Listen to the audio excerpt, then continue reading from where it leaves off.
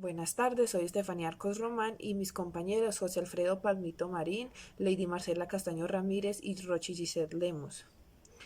Somos estudiantes de octavo semestre de psicología. A continuación presentaremos nuestro modelo de intervención aplicado a un contexto real, siendo el duelo como tema principal.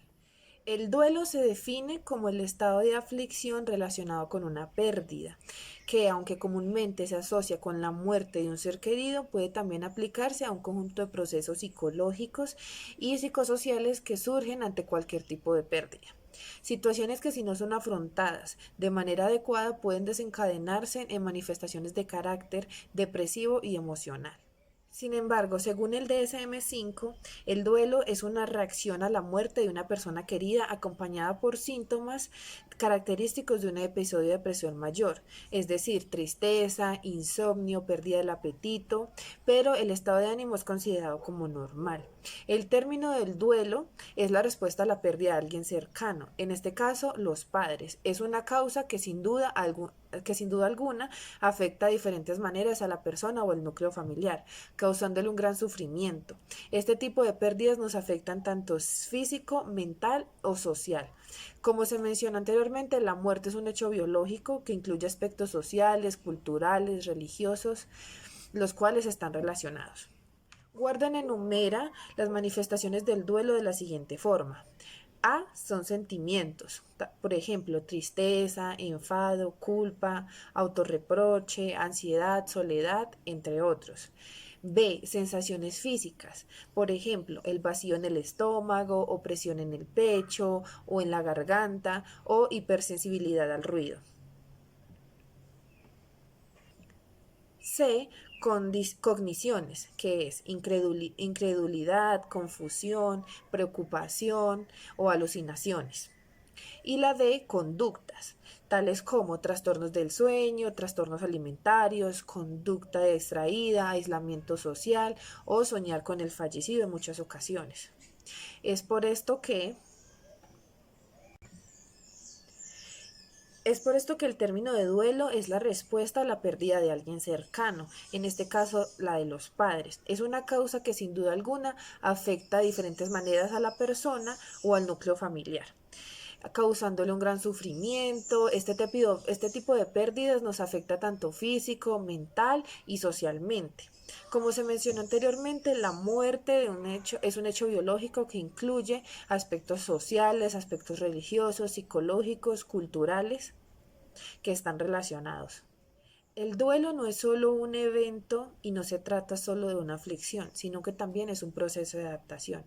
Es por esto que el duelo en muchas personas no es exactamente igual.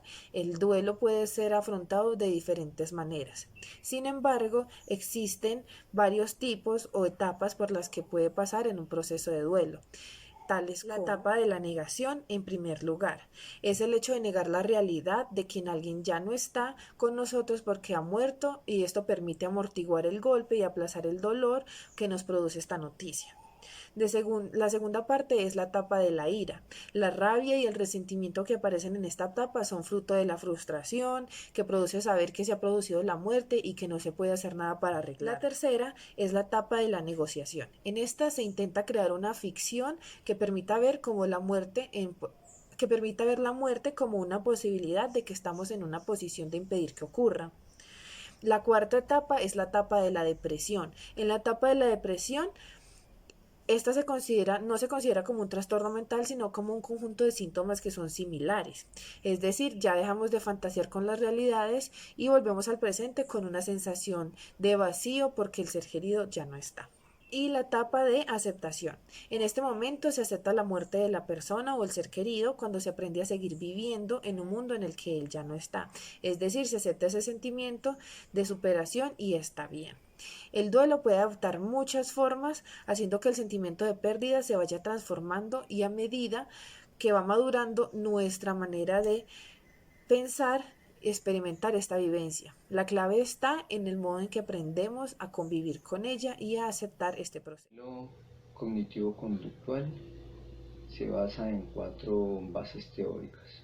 La primera es el condicionamiento clásico de Pavlov, quien Más adelante sirvió como referencia para Watson, uno de los principales exponentes de la terapia cognitivo-conductual. El segundo pilar es el condicionamiento operante de Skinner, en donde el aprendizaje va en función de las consecuencias que le siguen. El tercer pilar es el aprendizaje social de Bandura, en donde el aprendizaje es por la observación de otras personas. Y por último, el aprendizaje cognitivo, en donde aparecen los principales exponentes como son Aaron Beck y Albert Ellis.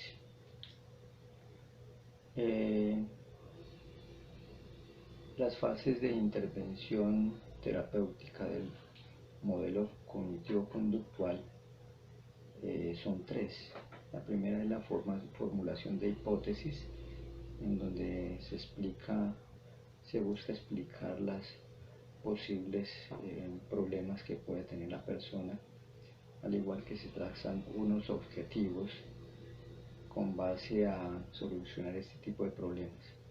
La segunda fase es la intervención en sí, en donde se emplean técnicas propuestas por este modelo terapéutico con el fin de solucionar los objetivos planteados. Y por último es el seguimiento y evaluación, en donde se evalúa la aplicación del programa terapéutico y se pueden realizar unos ajustes si es necesario para el mantenimiento de la conducta. Como se dijo ahora, los principales exponentes de la terapia cognitiva conductual están Aaron Beck y Albert Ellis. De Albert Ellis tenemos la terapia racional emotiva y Aaron Beck propone la terapia cognitiva. Ahora vamos a hablar de la terapia cognitiva. El modelo cognitivo que propone Aaron Beck dice que las perturbaciones psicológicas tienen un común denominador en la distorsión del pensamiento, que afecta el estado de ánimo y la conducta de los pacientes. Cuando este pensamiento se produce una mejoría y resulta una modificación de las creencias disfuncionales que tiene el paciente. El proceso de intervención de la terapia cognitiva es un modelo de intervención estructurado. Su tiempo es limitado. Utiliza como estrategias fundamentales el razonamiento deductivo y la comprobación de hipótesis.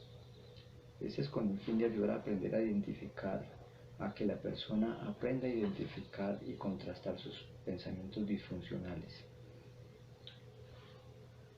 La terapia cognitiva tiene dos objetivos. El primero es a corto plazo, que consiste en eliminar los síntomas y las creencias disfuncionales.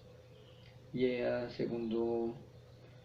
largo plazo es buscar que la persona adquiera las habilidades necesarias que le permitan en un futuro contrarrestar esas distorsiones cognitivas, que ya las convierta en un aprendizaje, en donde ya aparezcan en su repertorio habitual actitudes y funcionamiento para que sean más adaptativas y racionales.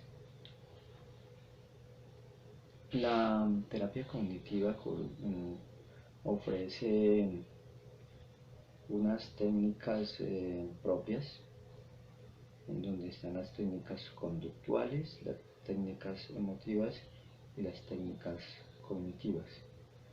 Entre las técnicas conductuales está la programación de actividades.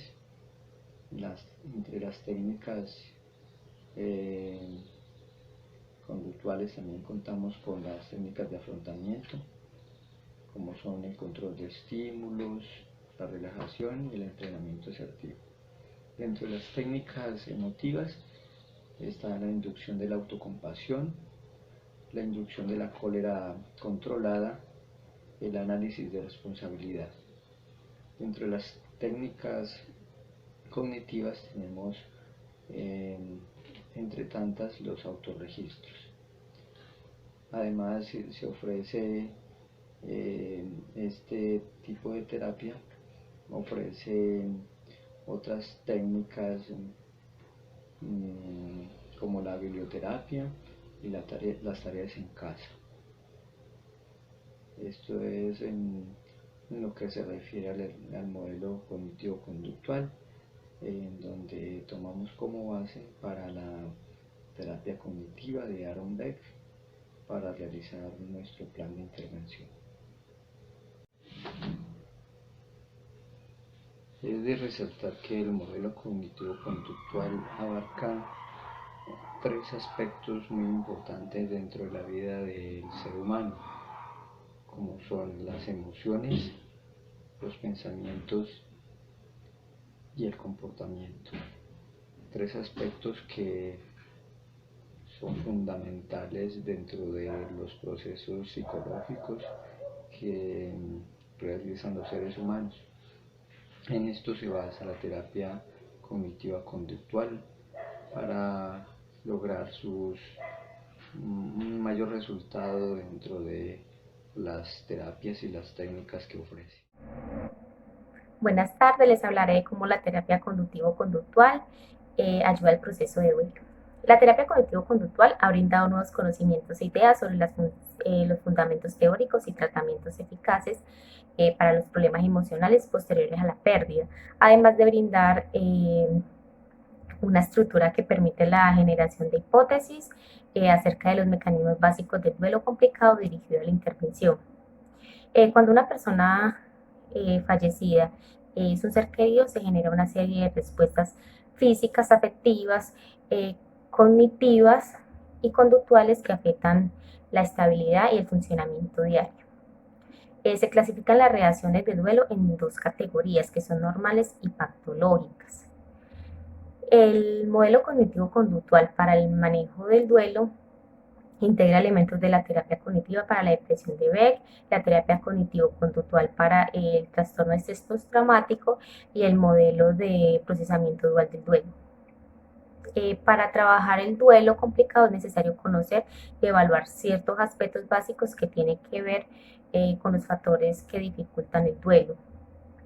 Los determinantes básicos para la aparición del duelo complicado, los cuales ayudarán a la orientación del abordaje clínico, refieren que existen ciertos factores inherentes al sujeto que dificultan el proceso del duelo, los cuales, aunque no son suficientes para que se genere un duelo complicado, sí influyen para la conformación del mismo.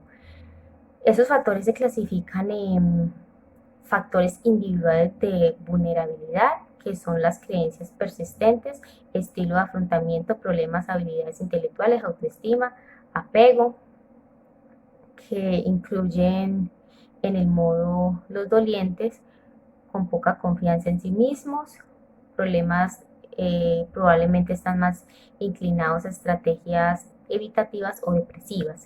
Y está también las características de evento de la pérdida, que es la forma y características de la muerte, tales como en este caso que fue una muerte violenta. Por lo general causan mayor estrés postraumático y provoca instrucciones que fuerzan la estrategia de evitación del recuerdo de la pérdida por reducir el grado de malestar o dolor. También está, por última, los factores circunstanciales o ambientales del doliente, que se refiere a los eventos inherentes a la pérdida y el entorno y cómo esto influye en su calidad de vida. Los determinantes básicos de la aparición del duelo complicado. Desde el modelo cognitivo-conductual se identifican tres procesos fundamentales que orientan y mantienen el duelo complicado, que son deficiente integración de la pérdida de sus creencias previas, creencias globales cognitivas e interpretaciones disfuncionales de las relaciones del duelo, y por último las estrategias de evitación a la depresión y la ansiedad. La intervención terapéutica para el manejo del duelo complicado. Entonces, el tratamiento cognitivo-conductual para el duelo complicado parte de las conceptualizaciones teóricas y clínicas anteriormente explicadas y se divide en 4 fases, que son la descriptiva, que facilita la integración de la pérdida con el conocimiento previo existente. La segunda, explicativa, identificar y cambiar las creencias desadaptativas del doliente. La tercera es la resolutiva, que es afrontamiento, reducción de estrategias de evitación ante la depresión y ansiedad. Y la última, que es la constructiva, las cuales dependen de un proceso de evaluación previo, resignificación del significado de la experiencia vivida. El proceso de evaluación nos ayuda a identificar los componentes básicos del duelo complicado, brindando elementos centrales para la intervención terapéutica cognitivo-conductual, facilitando así la contextualización del caso con los modelos teóricos existentes.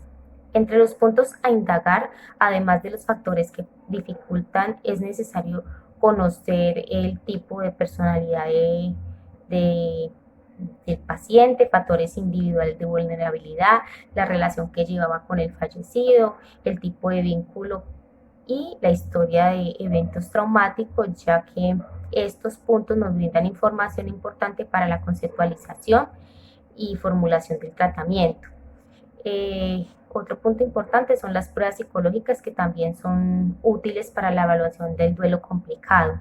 Además, en la evaluación del paciente es fundamental hacer un diagnóstico diferencial del trastorno psicológico o psiquiátrico previo a la pérdida. De existir este antecedente, la intervención deberá priorizar los trastornos previos antes de iniciar el tratamiento de duelo. Desde la estructuración de este trabajo nos propusimos abordar la temática del duelo como un concepto universal, que iba a ser en definitiva sometido a estudio de acuerdo con el campo de aplicación y las intervenciones en un contexto familiar. Podemos evidenciar que cada ejercicio puede permitir reestructurar los vínculos de cada miembro del eje. Es así como se plantea y se pretende reparar el quebrantamiento por el cual atraviesa el adolescente, como lo es el haber perdido uno de sus seres más queridos. El proceso de confrontación y a situaciones de recuerdos reprimidos, asuntos inhibidos, permite a la participante potencializar su nivel afectivo, puesto que esta aproximación busca profundización en cuanto a una conmoción de las emociones. En cuanto a nuestro referente psicológico, podemos destacar una gran labor por identificar las principales causas, hacer hincapié a base de las herramientas a los supuestos contextos implicados en una etapa como lo es la etapa del duelo.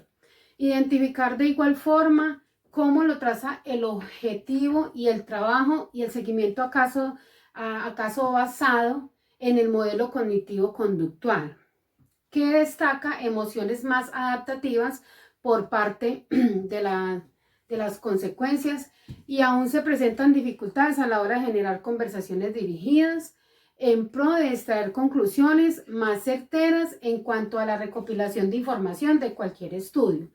Como limitaciones al proceso de consecución de objetivos, identificamos que el proyecto, en primer lugar, se limitó a un abordaje individual. Sin embargo, posteriormente logramos diseñar estrategias para determinar el análisis del paciente con su entorno y la reparación de este en cuanto a su categoría cognitiva. Muchas gracias, profesora, por todas sus enseñanzas, por permitirnos tener claridad en cada una de las tutorías. De verdad que muchas bendiciones y la felicito por ser una docente excelente.